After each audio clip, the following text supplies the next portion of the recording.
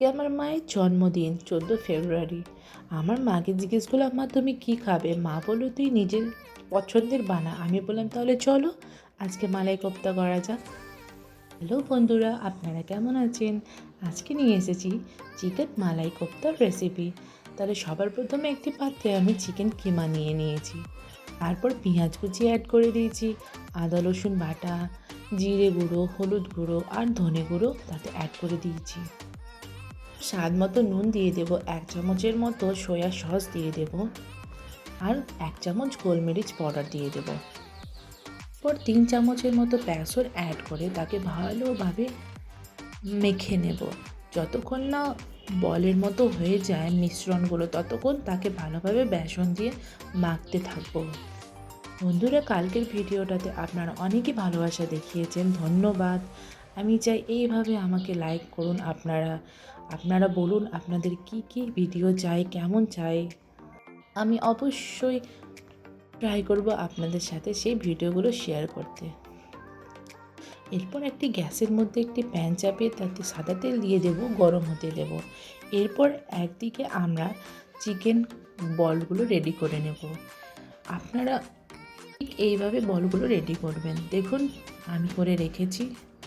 এবার তেল গরম হয়ে গেছে, তাতে একে একে করে চিকেন বলগুলো ছেড়ে দেব। চিকেন বলগুলো ছেড়ে দেওয়ার পর তাকে ভালোভাবে ফ্রাই করে নেব। একে একে কোপ্তাগুলো ছেড়ে লাল করে নিয়েছি। দেখুন এইভাবে আপনারাও লাল করে নেবেন ফ্রেন্ডস। আজকে আমার মায়ের জন্মদিন, আপনারা কমেন্ট বক্সে অবশ্যই উইশ করবেন। দেখুন ঠিক এইভাবে আপনারা লাল করে নেবেন। এবার চলুন মশলা রেডি করে নিই গ্রেভি বানানোর জন্য। 4টে পেঁয়াজ, 5টা কাঁচা লঙ্কা আর কিছুখানি কাজু নিয়ে নিয়েছি। এটাকে হালকা হালকা ফ্রাই করে নিতে হবে। প্যানে তেল বসিয়ে নিয়েছি। তেল গরম হওয়ার পর সেই মশলাগুলো তাতে অ্যাড করে হালকা গোল্ডেন ব্রাউন করে নেব। বন্ধুরা, আমার চ্যানেলকে সাবস্ক্রাইব করতে ভুলবেন না। আমার ভিডিও কেমন লাগে কমেন্ট বক্সে অবশ্যই জানাবেন আপনারা। দেখুন আমাদের মশলা একটু হালকা হালকা ভাজা হয়ে গেছে। এবার এটাকে মিক্সিতে আমরা বেটে নেব, একটা পেস্ট রেডি করে নেব। এবার যেটাতে আমরা কোপ্তা ফ্রাই করেছিলাম সেই তেলে ফোড়ন দিয়ে দেব, তেজপাতা, এলাচ আর দালচিনি। এরপর তাতে আদা রসুন বাটা দিয়ে দেব। আদা রসুন বাটা দেওয়ার পর ভালোভাবে নাড়াচাড়া করে নেব। আদা রসুন যখন হালকা হালকা ভাজা হয়ে যাবে, তারপর আমরা মিক্সিতে বেটে রাখা মিশ্রণটা দিয়ে দেব, তাকেও ভালোভাবে মিলিয়ে নেব। এরপর একে একে করে জিরে গুঁড়ো, হলুদ গুঁড়ো আর গোলমরিচ পাউডার দিয়ে দেব।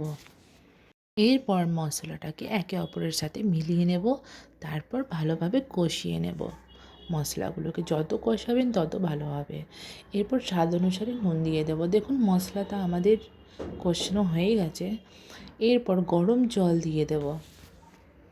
গরম জল দিলে স্বাদটা একটু বেশি হয় খাবারের।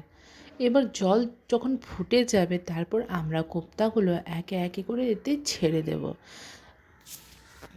কোপ্তাগুলো ছেড়ে দেওয়ার পর তাকে ভালোভাবে জ্বালিয়ে তাকে কভার করে দেব 10 থেকে 15 মিনিট, আর ভালোভাবে রান্না হতে দেব। 10 থেকে 15 মিনিট হয়ে গেছে। দেখুন একটু মাখো মাখো হয়ে গেছে। এতে ক্রাশ করে একটু কাসুরি মেথি দিয়ে দেবেন আপনারা, আর ভালোভাবে এটাকে হালকা হালকা শুকিয়ে নেব।